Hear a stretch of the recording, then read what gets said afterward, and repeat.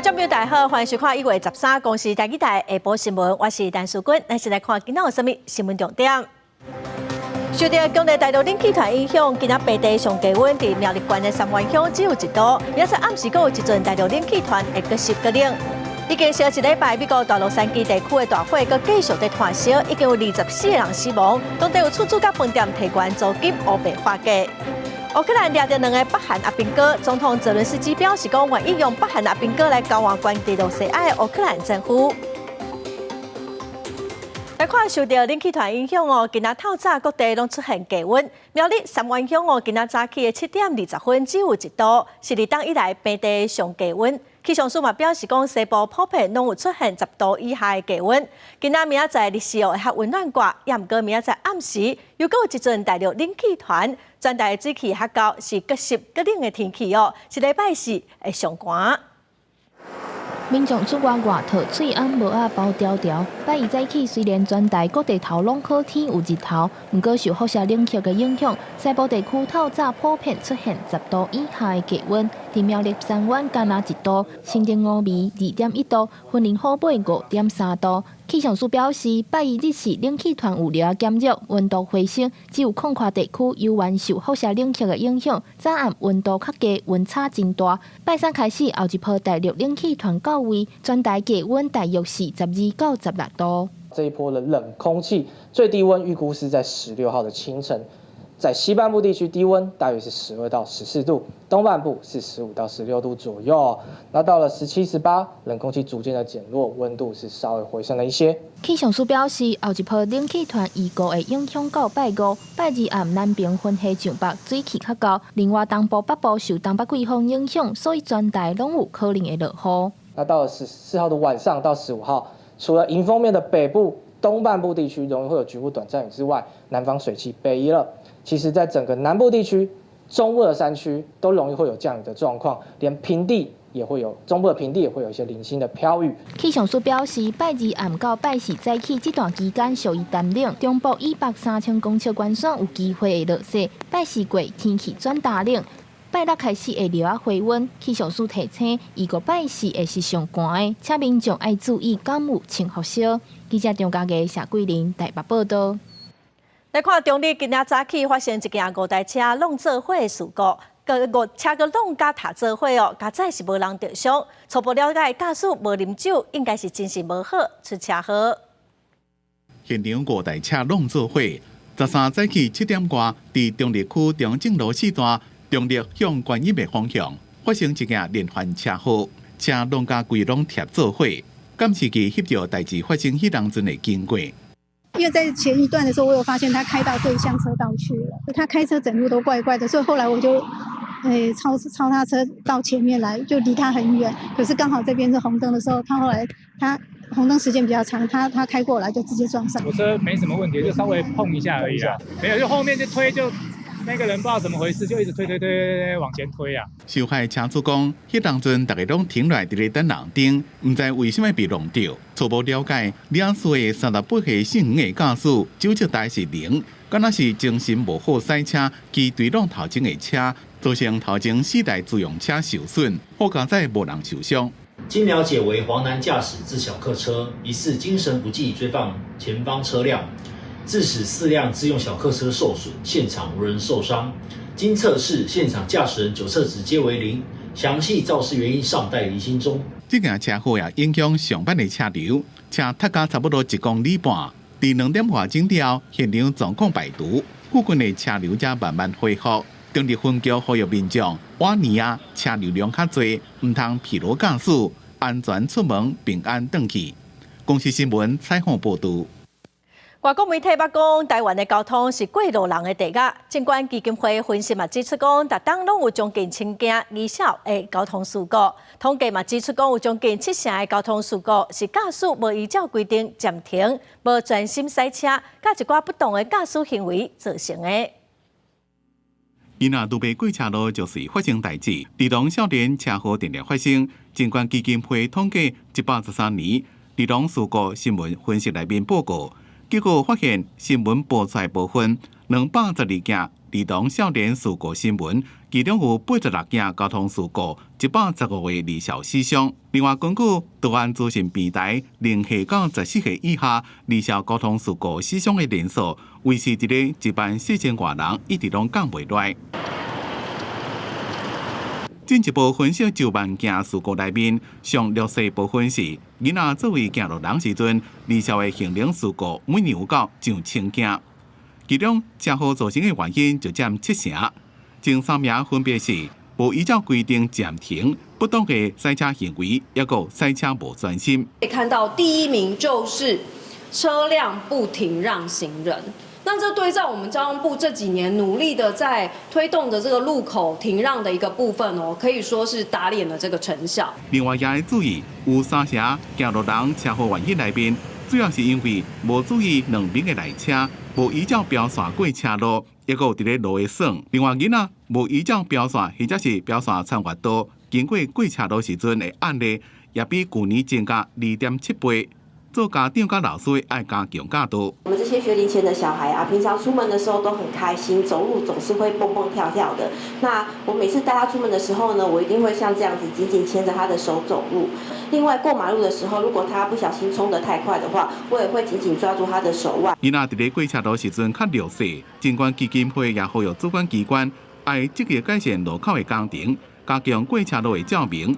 地处交通部是回应讲，会继续加强道路交通工程的改善，另外也甲教育部合作，加强离校交通教育，并且继续宣导伫咧路口爱停车让过路人。学区的部分是根据永续提升人行安全的计划，欢迎各县市提案改善。公司新闻采访报道。来看美国公布的上市非农就业报告，引起通货膨胀的疑虑。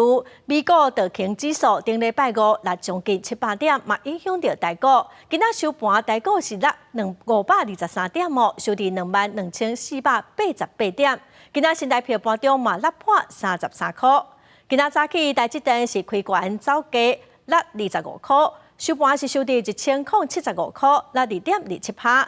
早起电子类股嘛落，鸿海是落超过5%，落到171.5块。联发科、广达股、台达电拢落3%到4%。台积电的发售会会伫10日来举行，市场嘛预期台积电应该表现了袂歹，到时阵可能会来带动台股。再来看台北市食甲饱的餐厅，险美丰信义店爆出食物中毒的案件，暂停营业4天半，昨下晡搁再开门做生意咯。卫生局是表示讲，病人应该是为着脑瘤病毒，潜伏期嘛已经超过24点钟哦，无新的个案出现，所以业者会当恢复营运。加入手头挂掉的来年醋饭加沙西米，所有拢按遵照标准流程，食到饱的名店想象美丰信义店爆出敢若食物中毒，累计这就医人数有59人，已经7日开始，和台北市卫生局下令停业，一直到12日下昼第时段才重新开门营业。也未到开放时间，消费者都来排队啊！下昼第原先有订200个群人客来到城，经过4天半时间停业。台北市卫生局考虑到病人正宗符合诺罗病毒，稳重期是24到48点钟，也来最后一个通报时间大约是7到下晡。3日经过24小时，决定放行。想说这么大的集团，他们一定有相对应的措施去处理嘛？当然还是会有一点啊，就是会担心食物可能不新鲜啊。虽然想想已经互业也强调来保检查当然无健康问题，台北市卫生局也是立管加强稽查，到底是不是食物中毒案件，由等待检验结果公布。检体检验结果约需1至2周完成，会并同流行病学调查结果进行最终判定。很抱歉让大家担心了。因为目前的话，我们一切都还在等待相关的调查，我们绝对会很正面、很负责的面对所有调查的结果。事发了后，想想先提供就医民众800块现金加1000块拄用管来慰问。台北市府是要求必须建议支付医疗费，并且退还餐费的完整赔偿方案。那消费者无接受业者所提出方案，会使提消费争议的申诉。另外，伫台中台里一间连锁猪煎酸菜鱼，有民众伫网络上分享讲，食物件食过若碎了后，直接看到一只真大只的咖山，引来家己拄食到活伫咖山边的鱼仔肉，当时家己看到第是食袂落，等去厝更加直接落屎。内心很难接受，跑厕所就是昨天到现在，然后晚一点就是有打算要去看看自己的。对这状况，当时店头回应讲，已经先向这消费者了解详细状况，并且没收伊即摆用餐费用，更加说明已经伫1月7号透早完成例行性全面的消毒作业，不过恐惊也是互消费者惊到了。记者综合报道。连面要过年咯，台北市政府卫生局伫大卖场、传统市场、各餐厅抽验食品咯，计共是抽验229件，包括菜洗水果、甲香菇这大料有21件无合规定哦。主要是农药的残留、佮重金属的钞票，嘛要求这些产品哦，都爱回收落价。后礼拜特别放年假，一些民众嘛当地采买年节要食的物件。为着民众的食品安全，台北市卫生局嘛伫咧卖场、菜市啊、餐厅含食品行等等抽验食品。伫咧229件当中，有21件无合规定，蔬果无及格占上侪，有验到农药残留、砂糖剂等等。另外像德胜、香菇类有验到重金属超标，也佮有土豆制品验到黄卡毒素。所有不符规定的产品，台北市卫生局也都已经要求我们的一个贩售商跟进货商呢要立即下架。那经追查来源属外县市的部分，都已经移请当地的卫生局进行调查。那在台北市的部分呢，经调查就是违规属实呢，会依照违反食品安全卫生管理法的相关的规定进行处办。卫生局表示，农药含量无合标准的，照违反食安法，相当通罚到2亿；因若重金属超标，照规定无限期改正，相当是通罚到300万。另外，过年民众饭菜通常会煮较济，请在有直直烫来食的习惯。有营养师是建议讲，上好在煮之前先择好每一顿的量，若是要煮白的年菜顿来，嘛要分装，莫共一点直直烫。现在的年菜其实都是以冷冻来运输的，所以分装之后就是以该使用的分量去复热。买的年菜其实它已经是熟食食品嘛，那已经是算1次了。那我们回家复热其实已经是第2次了，不要超过3次为限。营养师建议民众烫菜上好是莫超过3届，除了避免烫过以后营养分流失，嘛惊讲万不一保存无好食到会歹腹肚。营养师嘛呼吁民众在过年的时阵大鱼大肉也要菜价，才通食到健康佮无负担。记者卢尚珠、林晓凯台北报道。话过年咯，外地的介绍1公斤嘛起价超过99块。农业部协调大糖增加提供1150只的猪仔，要来稳定介绍。另外，台北市的猪化价今年嘛有袂少物件拢起价，亲像日本的干贝1斤就比去年贵200块。起司蚕豆酥都可以试吃看看哦。来到台北，猪化鸡年货大鸡开始第2天，拄着假日人是有够多。不过有民众讲，说1年来发现今年袂少大会也是开喙刀，这物件介绍敢若拢有起价，拢比去年较贵。因为我们家吃很大量，所以蛮可怕的。对，谢谢今年都不太敢买啊，可能会叫你试试啊，我们就吃，就一称起来，就价格就有点吓到这样。就惊民众买来买，就卖喇叭的业者坦白讲，尽管这进货成本有增加，不过也是无起价来挽人客。延长涨价，但是我还是没给客人涨价，因为我这边卖很久了，回馈老客人，我就不想涨了，就赚少一点就好了。过年节啊，团年食饭大会也是真侪妈妈会买物件之一。不过今年像是日本海带，去年一袋斤大约是45到500块，今年就要600块。另外，日本干贝一袋斤比去年加贵100到200块。还佫有像是腊肉也是腊肠，介绍波动无大，大约贵20-30块。很多食品都是靠进口的运费的，还有外加工读生或是员工的时薪也有调涨，无形中就会涨在1成左右，这是不可避免的啦。因为这个过年节要到啊，国内毛猪的需求大大增加，切实毛猪介绍每公斤100块来到99块3角7。农业部讲13期的协调大糖增加提供1150只的猪来稳定猪肉供应。不过加猪肉伊大会介绍起价，国内2家团式产地介绍落价1斤21块半，是7年来的上价。比如以前150大概10几颗，现在要150可以买到30几颗。今年比较顺，没有禽流感，种鸡进的太多，蛋量比较多了，红盘价还不一定啦，跟蛋商协商啦。市价协会讲，这月甲2商开2家议价平台，也毋过若是过年介绍生产伤多，产区佫无法度加速来减产，过年介绍是毋是佫失落？也为少生产过年的农民感觉烦恼。记者综合报道。咱再来看5当前，有日本的游客去屏东垦丁后壁湖畅水，因为教练无重视到鱼鸭的问题哦，造成爸爸倒水死亡。屏东地方法院是判畅水教练翁阿某个公司得爱赔偿2070万，这嘛是台湾畅水死亡意外赔偿上悬的记录。专案是会当个上诉。海巡人员骑水上奥多摆伫垦丁后壁湖一片海峡来回超吹，经约1点钟，总算是发现失踪的日本籍唱水客。找到人的时阵已经死亡。担任教练的细龄翁仔某涉嫌刑事过失致死罪，死者家属提刑事附带民事诉讼，顶日仔民事判决。教练翁仔某也有因的公司爱赔偿死者太太、查某囝，也有爸母，计共2070万块。负责人的一个疏失造成他潜水的时候溺毙而死亡死者家属原底求偿8000多万，法院判2070万外块，专案会当上诉。不过，这嘛创下台湾唱水死亡意外赔偿的上悬纪录。其他教练是认为，现压平衡非常重要，若无注意，可能造成性命危险。做一个指导或者做一个手势的指挥，看他哪里有问题，耳朵有问题，手势稍微晃一下，我们知道他耳朵就有问题。然后我们会教他做耳压这一方面的一个平衡，学员的表现怎么样然后他的姿态是不是 OK 那甚至说他心理上他是不是会过于的恐慌或者是说他其实只是紧张这个要能够去分辨。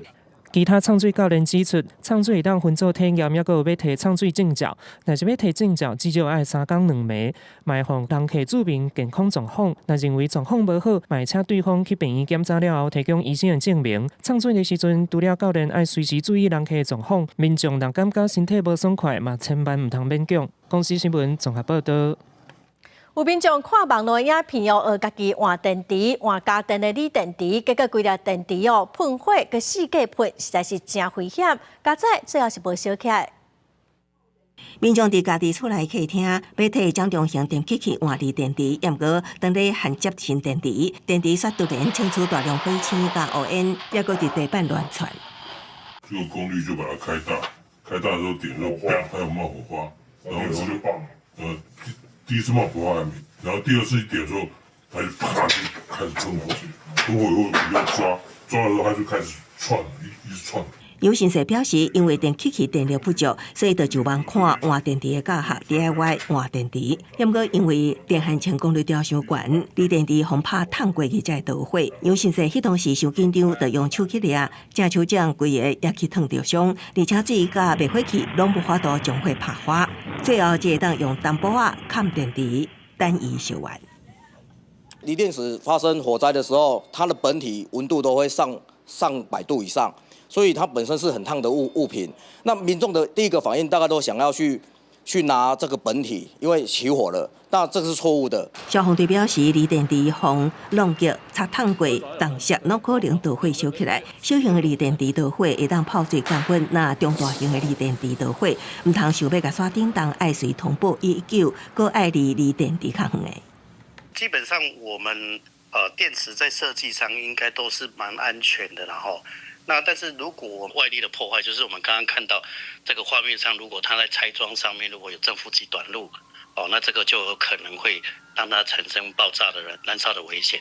电池专家建议，因为真侪小型家电用的拢是锂电池，那需要换也爱找专业店家，因为民众设备甲相关技术不足，千万唔通家己来换，避免发生危险。公司新闻采访报道。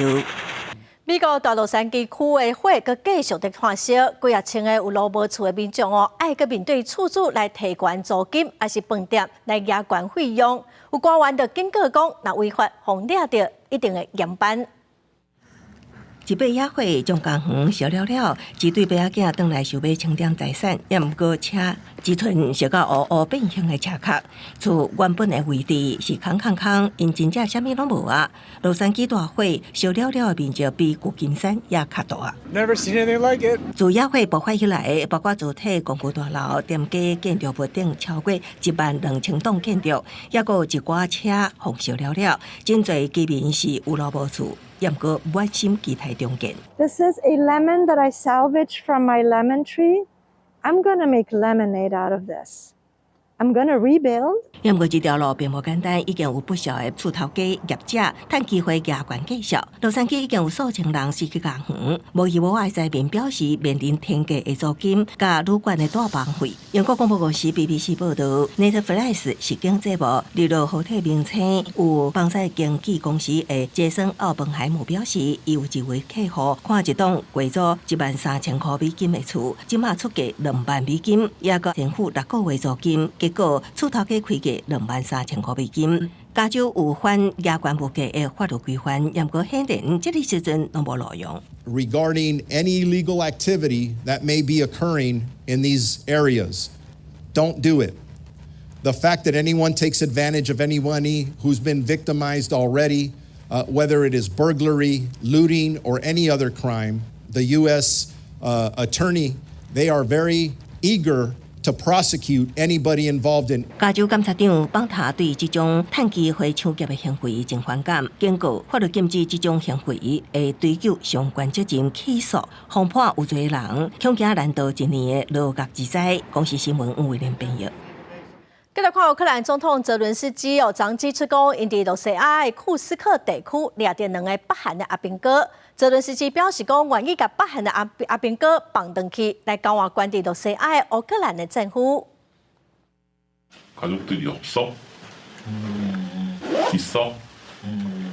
轰掠的北韩士兵伫反晓警官讯问之下，表达想要回去的想法。乌克兰总统泽伦斯基昨日证实，伫罗西亚库斯克地区掠到2名北韩士兵，因为因只会讲韩文，所以伫南韩国家情报院派去乌克兰的口译协助之下进行审讯。泽伦斯基表示，愿意参详交换政府的代志。Кім Чен Ін взагалі пам'ятає про цих своїх громадян і може організувати обмін на наших воїнів, які утримуються в Росії, ми можемо передавати таких солдатів. 泽伦斯基也个指出，对无想要回去的北韩士兵，无定就会当提供其他的选项，借出传达这场战争的真相，以促进和平。如开战外3年，乌克兰甲西方国家评估，北韩大约派出11000名士兵部署伫库斯克地区，以支援陆军。也毋过，罗西亚是无证实，也无否定因的存在。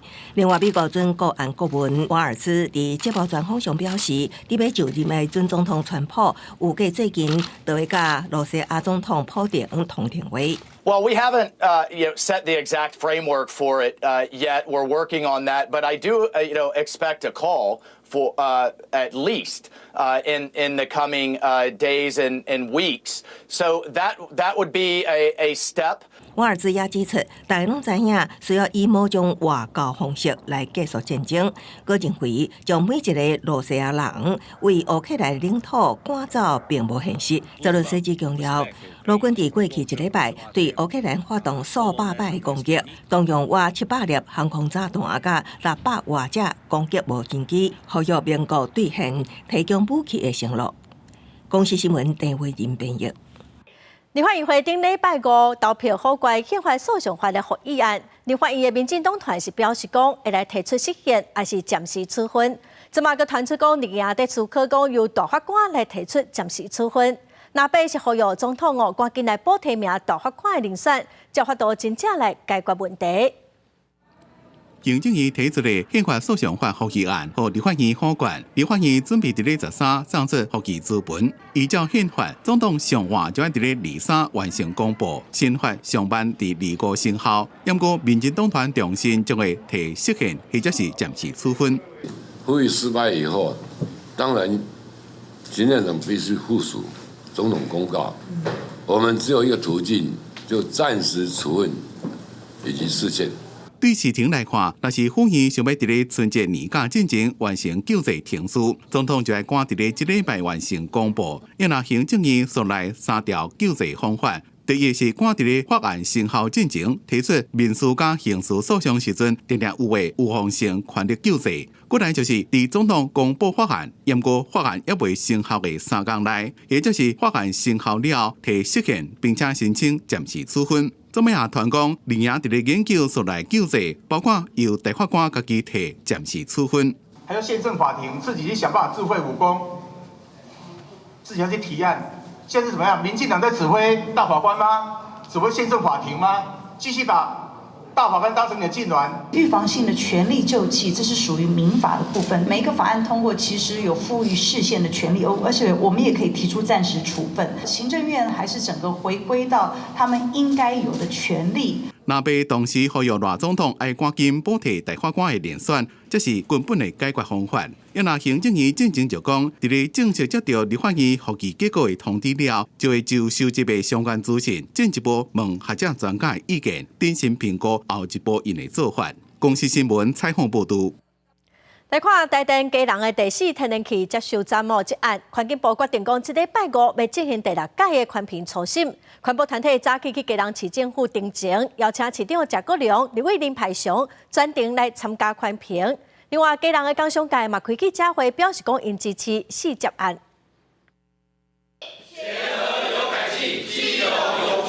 大声发口号，要求基隆市长谢国良甲基隆立委林派雄专程参与环评，做伙守护在地。因为台电要伫基隆起第4天然气接收站，这个案几啊届环评失败了后，环境部决定17进行第6届环评的初审。环团认为讲，第4天然气接收站会影响基隆港的安全，也有环境和生态。争议会进行了6年，而始终没有办法通过。主要的原因就是因为它涉及到太多我们没有办法被说服的疑虑。填海造地的地点完全跟基隆市的水产动植物保育区重叠。总会是全国性的工商团体。同一个时间，基隆的工商界是出去台北举行记者会，全力支持第4天然气接收站这案，强调协和电厂改建环评已经拖6年，真正拖伤久啊。因为产业发展变化真紧，烦恼欠电会影响工商发展，希望赶紧通过环评。基隆有多少个6年可以等？还要继续等下去吗？台湾会切电，在这个情况之下，世界工程将会是一个很重要的工程。针对环团甲工商界的意见，基隆市府甲林派雄强调讲，会徛伫个市民甲环保等等的立场，把关第4天然气接收站的建设。市府重视各方民意，将持续站在把关市民权益、兼顾环境永续与经济发展立场，善加把关市街建设。有关会损害到我们基隆市民的健康安全，跟损害到基隆市商港功能的航道安全，我是坚决反对市街的。不过林派雄表示，因为17爱伫立法院处理预算案，无法度参加环评会，也若谢国良敢会出席，暂时也无表态。公司新闻台北基隆报道。现在地方制度法规定讲，直辖市超过250万人才会当来设第3个副市长。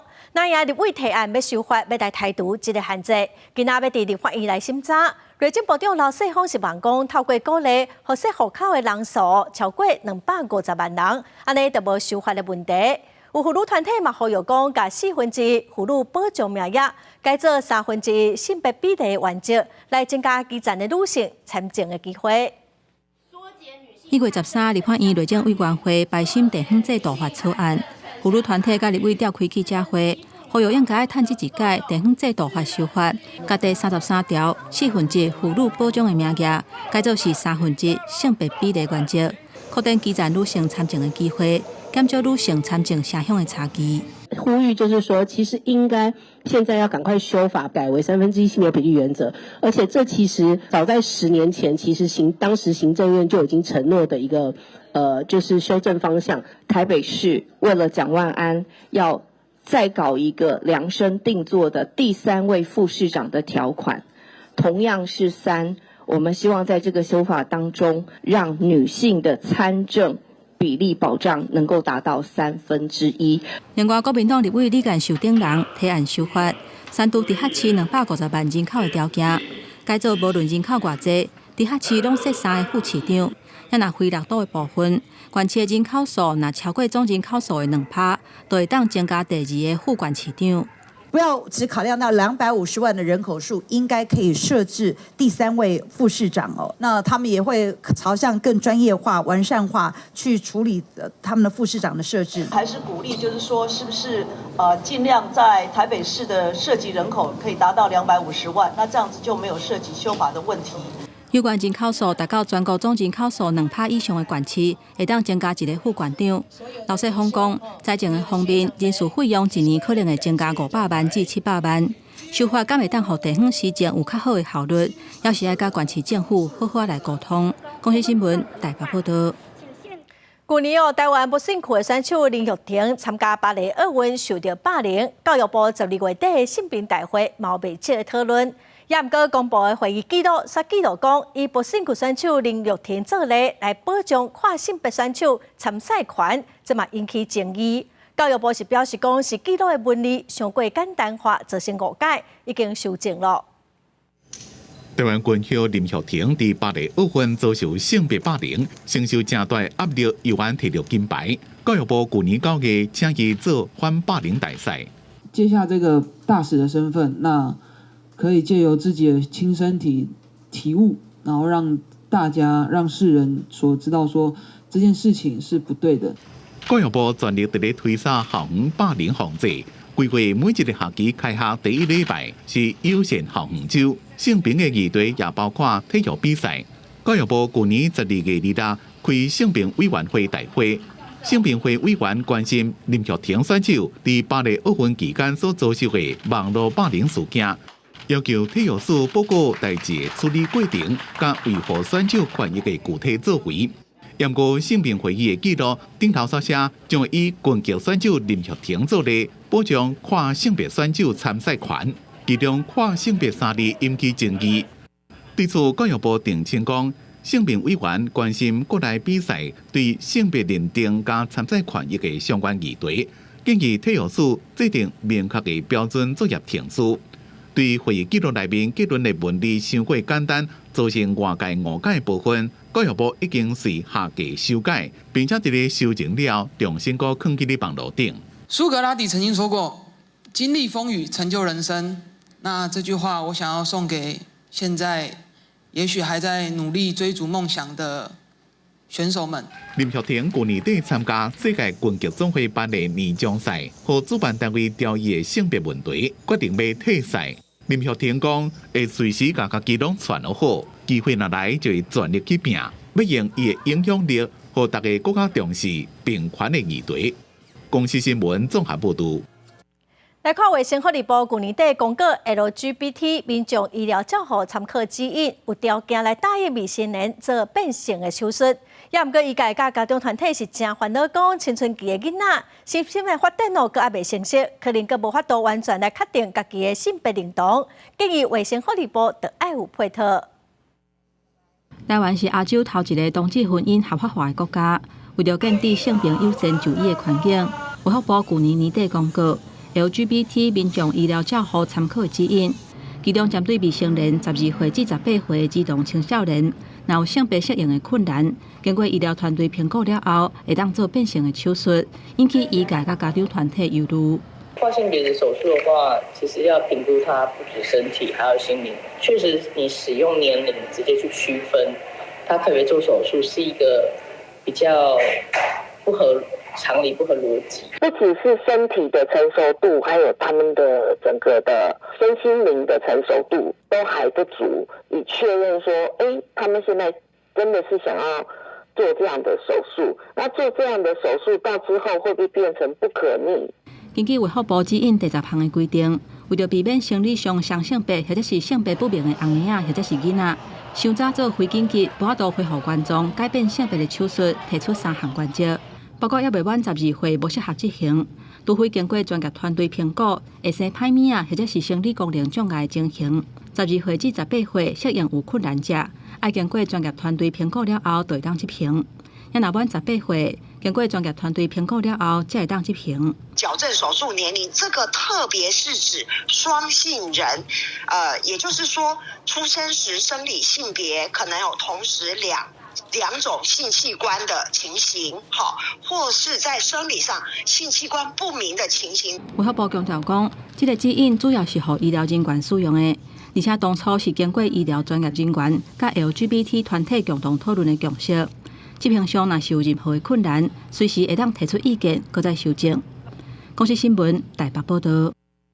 来看移民署的高雄专勤队伫林武的一间铁厝查到5个印尼的失联移工，其中有一个移工佮家己开公司，招工故乡的移工来台湾，甲因开直播卖一波回收挂来的衫裤。专勤队嘛，趁因咧直播时去现场抓人。画面顶悬的女子将衫放伫身躯顶比来比去，电视互镜头前的人去看。不过边仔煞雄传来无共款的声音，嘛互这张直播必须爱切掉。来啊 ，police， 来 ，ARC 来，啊，来啊 ，police 来 ，come here，ARC 呢？好来，搞不烂的对不对？搞不烂嘛，哈。移民署高雄专勤队日前接到线报，讲伫仁武地区的一间铁厝内面有被失联移工。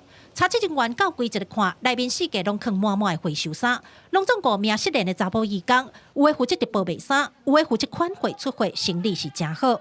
专勤队进一步深入了解，佫发现，因拢是透过这位带头的移工招入来的。伊组一个非法的中人集团，有时阵若是想无钱，拢会介绍移工来斗相共。因为价格低廉，每件都不超过新台币150元，在同乡移工间相当热销。李女还因为忙不过来，媒介其他失联移工一起来当直播主跟理货小帮手。集团内成员直播平台追踪人数多达2万多人。本队全案后续将依违反就业服务法，将此非法仲介集团移送地方劳政主管机关裁罚。高雄市专勤队表示，去年推出专案降价罚款，鼓励失联移工自首，成效袂歹。但是去年提高处罚了后，自首人数降价。目前查缉重点也是非法的中人集团。专勤队强调，乌白请一寡无熟悉外来人口来做工课，依法上当会当处罚新台币75万块。记者柯家如、邱朝阳高雄采访报道。有民众指控一个穿环保单位制服的查甫人伫咧等车红灯的时配槟榔汁佮食薰。新北市环保局是证实讲是邦桥区的一个清洁队员会来处罚。新北市警方嘛表示讲，骑车也是赛车食薰拢违法。最近3个月，新北市就开出220张的红单。伫路口停车等红灯，头前这个穿环保局制服的查甫人，看伊手等一个物件出来，互人指控是乱弹槟榔铺，所来佫互人质疑是伫咧食薰。生蛋本数佫食薰，互民众翕来了，伫网络顶引起大家讨论。新北市环保局证实，伊是邦桥区的清洁队员。本局将因废弃物清理法第50条告发处分。由于该员行为已影响机关形象，将依据清洁队员工作规则办理惩处。随便乱弹槟榔铺已经违反废弃物清理法，甚至是乱配痰、配树林糖、弹薰头、弹纸，拢是违法，相关会当罚6000。除了袂当乱弹本数，那呢，哪骑车哪食薰，咁也违法。违法我不知道，但是觉得不太好吧，就一直闻到烟味啊，然后往脸上扑这样。应该只是道德观感上面的问题，我可能会觉得就是有一阵烟味飘过，会觉得有点不太舒服。伫环保局的统计，开车或者是骑车等薰晒被处分的，去年有5700多件。因那新北市警方伫最近3个月也处理220件。驾驶人伫咧赛车过程时阵点薰、食薰或者是手提薰。驾驶人行驶于道路，手持香烟、吸食、点燃香烟，致有影响他人行车安全之行为者，处新台币600元罚款。虽然去年交通部新制度实施了，甲骑车食薰列做交通未罪，无搁再开放检举。严过若伫咧路的，互警方抓到，依然是爱罚。所以食薰的人爱加注意。公视新闻采访报道。伫2021年甲2023年台湾拢真欠水，农田水利署的分林管理处就开2800万，伫分林嘉义乌六区井已经完工了。望讲未来若个欠水会讲来提供农民灌溉用水。最近农民陆续咧种地准备补田，不过分林大鼻乡有真侪附近无水准的田，因过若要因田定抽无水，甚至出现抢水情形。会当来当国，别人若有会当调来最好的喏。准管讲无做事就真正，遐敢若放甲来就电就歹做。你像有个共做，准管讲趁唔点物啦。面对极端气候，各地若无落雨，水库水量少，就会无水淹田，农作物害去。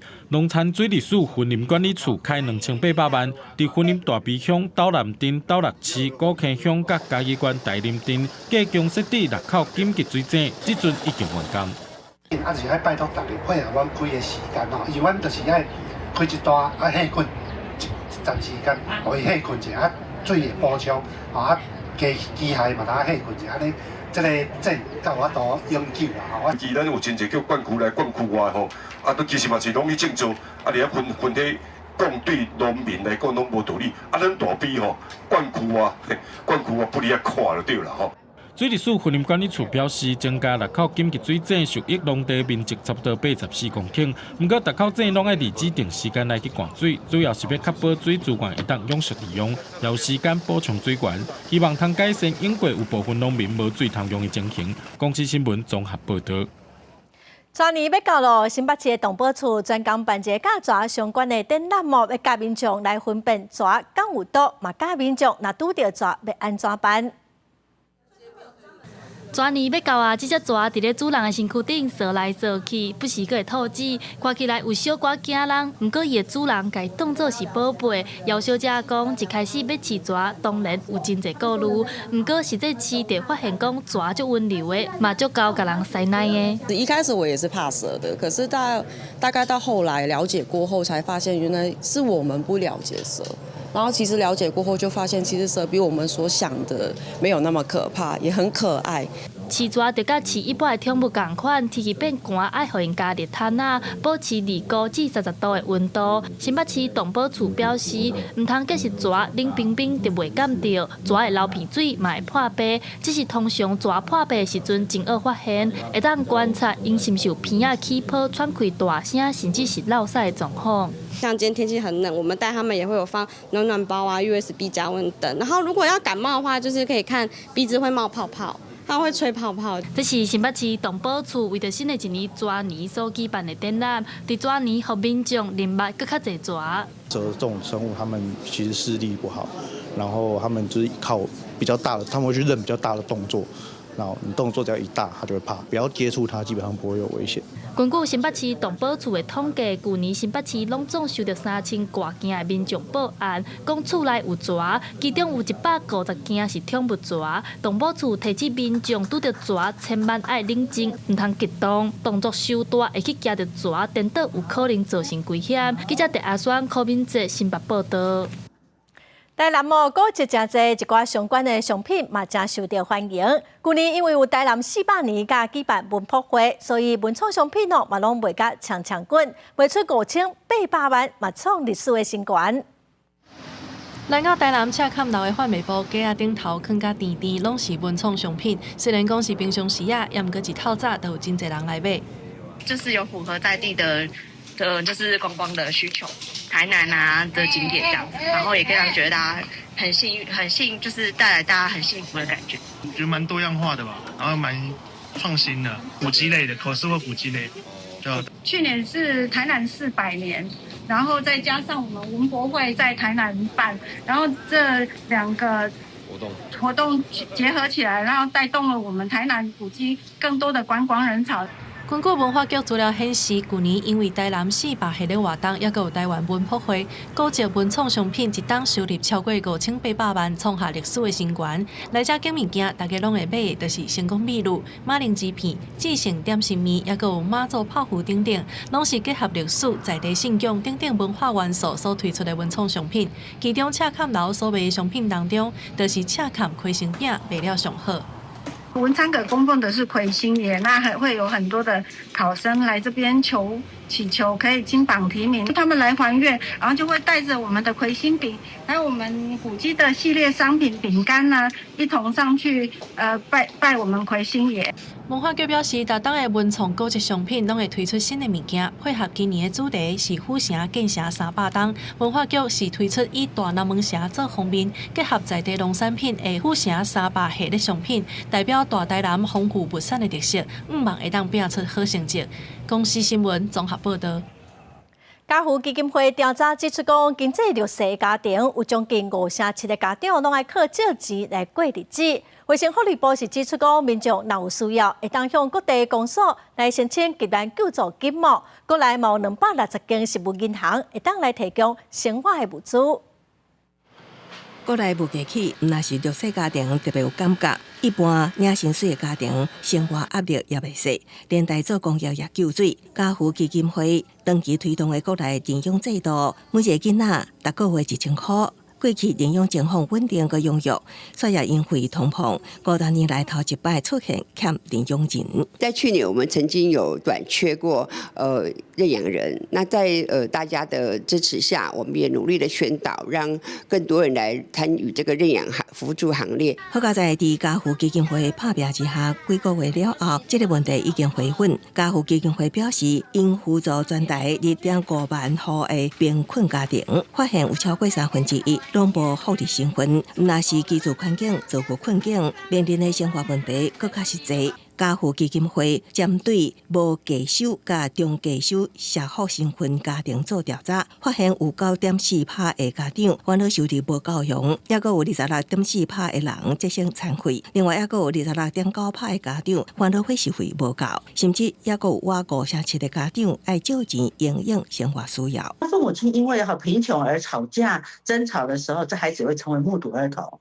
所以他会成为一个就是心理创伤以及家庭的一个压力，然后导致这个孩子成为焦虑世代里面更大的一个隐忧。针对经济弱势的民众，若符合资格，可以请领低收入户的生活补助。那法规也有明定，补助的金额要定期参照物价指数的成长率来调整。那113年已经有调整增加。卫福部表示，针对近贫家庭，拢会当到各地区公所申请急难救助金，也是到食物银行申请所需要物资，缓解生活所需要。不过通膨带来的，毋那是经济问题，也爱照顾家长的心理健康，才会当避免造成囡仔心理的压力大。公司新闻采访报道。来看桃园的土地公文化馆哦，等个灯是桃园的闽南西60当来为歌戏、布袋戏布景的成果，能够让大家来了解手工布景有路甲特别的所在。所以这个我会感觉最在乎的嘛，最在意的。这把歌戏布景是闽南西30当前的作品，顶面的荧光色水拢是伊亲手调出来的，尤其是顶面的字写了非常整齐。伊讲，甲人的歌戏团的名写好水、写好整齐是上基本的尊重。对每一把布景顶真是伊60当来的坚持。这要画甲互人去会当满意，当然迄就是上困难的所在。困难的所在，迄要安怎有法度做到人家满意，迄就是咱家己实力啊。闽南西的调色和幼路的手法，每一只人看起来拢真活骨，是业界小姐希望配合的师傅。来自南投的家健是布袋戏团新世界第5团的第3代，伫幼稚园就确定目标要做闽南西的徒弟。不过闽南西惊讲做这道，惊伊赚无钱，一直唔敢收，一直到后来看到家健的天分，才愿意收伊做师爷。我阿金就是推销我推几啊届，但是老师就一直无收。那是我提出我的素描本，老师才勉强答应讲，你1礼拜会使来1天。科技直直发展吼，即马印的嘛，讲实在印的你嘛应该足水，但是搁较安怎水，嘛是无迄落现画手工画迄种感觉。闽南西讲，较早因为顾趁钱，加上透早搁爱去因牵手的驴肉搭斗斗驴肉，所以无时间嘛无愿意就电视接受采访。即马到要退休的年纪，看到布景的工课就要失传，开始思考要安怎家己传承落去。即届伊家60当来的作品，放伫咧桃园土地公文化馆展览，互大家来看这的手工画布景，欣赏台湾珍贵的手艺。记者陈阿选、谢桂玲桃园报道。来看南韩哦，愈来愈侪饲动物伴的家庭会家己来买一寡简单的医疗产品，透过仪器，想讲要用早来发现讲动物伴有对无爽快，会当早期来治疗。一寡狗伫天幕公园内面算甲真欢喜，即马南韩饲天幕的人是愈来愈多，差不多4个家庭就1户有饲。饲天幕除了因普通时的日常生活爱开钱，若是破病医疗费用也无俗。根据南韩国民银行的资料，当地饲天幕的家庭，2023年平均开$570看兽医，加前一年比增加70%。More than half of those expenses went to regular checkups and various medical tests. Much like when a human being goes into the hospital, if you have to get an X-ray or a scan, it's going to run the bill up a lot higher. And the same is true for our furry friends. 因为即马大部分的国家拢无完整的天分医疗保险制度，天分若是年纪大或者是破病，手术加长期治疗的费用拢无俗，真侪主人就开始注重早期预防。除了买一寡较健康的食品互因食，也买一寡相关产品加简单的仪器，随时拢会当检查。For example, there's an app that can detect up to 10 different diseases from a picture of a urine sample from your pet. One pet food company also put out a diagnostic kit that you can purchase to find out any allergies that your pet has to up to 80 different ingredients. 即马真侪兽医诊所拢结合动物行为治疗加天物营养咨询，提供多元的天物问诊。虽然南韩兽医诊所的数量平均一年拢增加100间，不过依然是无够，医疗费也是真贵。公司新闻牛眼编辑。下半部天气，咱来看各县市详细资料。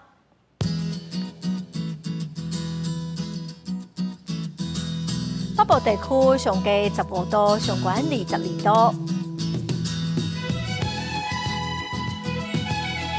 中部地区上低14度，上悬23度；南部地区上低16度，上悬24度；东部地区上低15度，上悬21度。感谢观众朋友收看《公视台语台下晡新闻》，我是陈淑君，明仔载下晡3点咱再会。